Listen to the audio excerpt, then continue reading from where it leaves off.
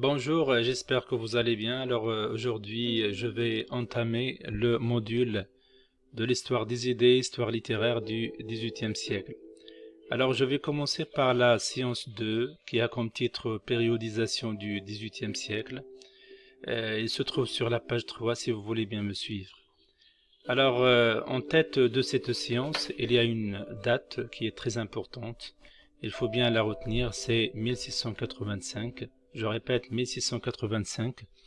Pourquoi? Parce que c'est le début du XVIIIe siècle. Autrement dit, c'est le commencement du siècle des Lumières.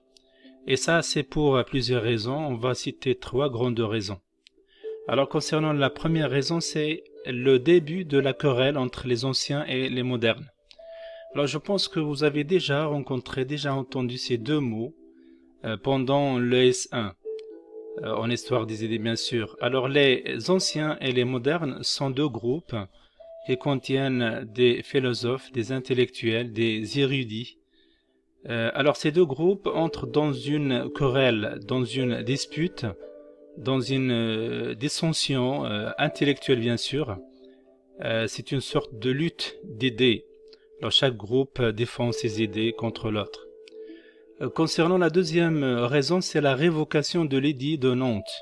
Alors, comme vous savez, l'édit de Nantes est imposé par le roi Henri IV pour bien réconcilier entre les protestants et les catholiques pour qu'ils vivent un certain temps en paix.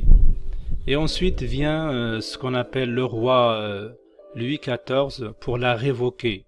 Alors que ça veut dire révocation. Révocation, c'est un acte par lequel l'auteur d'un acte juridique décide de l'anéantir. Et ça veut dire le Louis XIV a rejeté cet édit, a arrêté, a mis point final pour cet édit. Alors, quelles sont les conséquences de cette révocation? Alors, comme vous voyez ici, ce qui a provoqué la fuite des capitaux.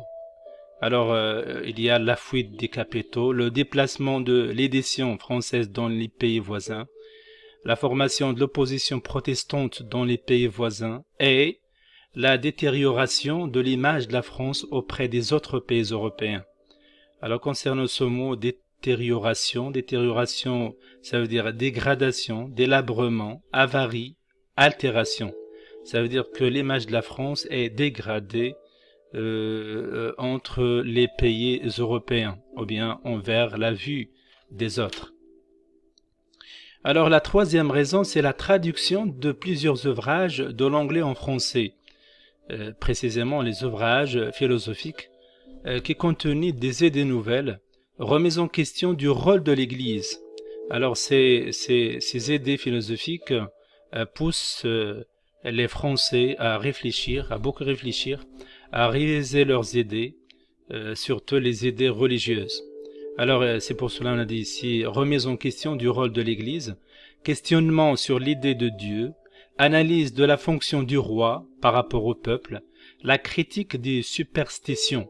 Alors, superstition, ça veut dire, ici, la superstition est la croyance irraisonnée, fondée sur la crainte ou l'ignorance qui prête un caractère surnaturel ou sacré à certains phénomènes, à certains actes, à certaines paroles. Alors, l'importance des sciences aussi, l'intérêt de la raison. Toutes ces idées étaient annonciatrices des idées des Lumières.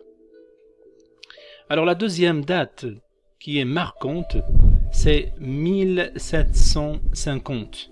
Cette date peut être considérée comme le milieu du siècle. En effet, autour de cette date, la plupart des grands ouvrages des Lumières vont être publiés.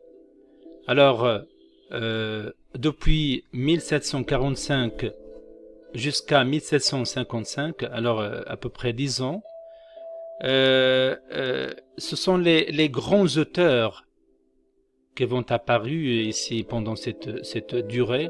Ce sont des philosophes aussi et qui vont éditer les œuvres majeures préparatrices de la Révolution. Alors, ce sont les philosophes qui vont déclencher la Révolution par après, bien sûr. Alors, on va jusqu'à la date 1789. Cette date est considérée comme la fin du siècle, étant donné que c'est l'année de la révolution. Et quand on dit révolution, c'est un renversement brusque d'un régime politique par la force. Alors c'est le moment où les habitants, ou bien les Français, vont révolter contre le roi, qui a beaucoup fait du mal au peuple. Alors ça, vous allez le voir par après, Inch'Allah. Alors juste pour vous ajouter, je vais insister sur une date qui est 1685, et je vais vous montrer aussi une petite définition des anciens et des modernes. Alors comme vous voyez ici, il faut bien retenir cette date, 1685, c'est le début de la querelle entre les anciens et les modernes. Et aussi il y a deux autres raisons qu'on a déjà vues. Alors je passe. Alors comme vous voyez ici, vous avez deux parties qui parlent des deux groupes qui sont confrontés intellectuellement. Alors premièrement, je commence par les classiques ou les anciens, menés par Boileau.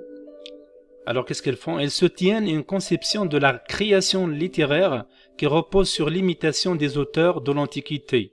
Cette thèse est fondée sur l'idée que l'Antiquité grecque et romaine représente la perfection artistique, aboutie et indépassable.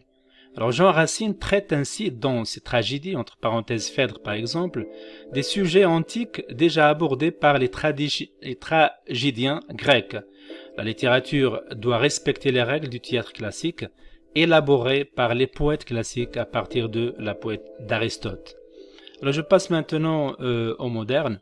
Alors les modernes, représentés par Charles Perrault, soutiennent le mérite des auteurs du siècle de Louis XIV et affirment au contraire que les auteurs de l'Antiquité peuvent être dépassés et que la création littéraire consiste à innover. Ils militent donc pour une littérature adaptée à l'époque moderne et des formes artistiques nouvelles. Alors enfin, je tiens à vous remercier et je vous demande de liker cette vidéo si vous avez bien plu. Alors, en ajoutant bien sûr ou bien en laissant un commentaire pour bien me critiquer, pour bien m'encourager. Et d'ici là, je vais vous laisser, espérant que vous avez bien retenu quelque chose et que vous allez le répéter plusieurs fois pour arriver à comprendre ça. Alors, en attendant que je ferai d'autres vidéos, je vous laisse. À bientôt. Au revoir.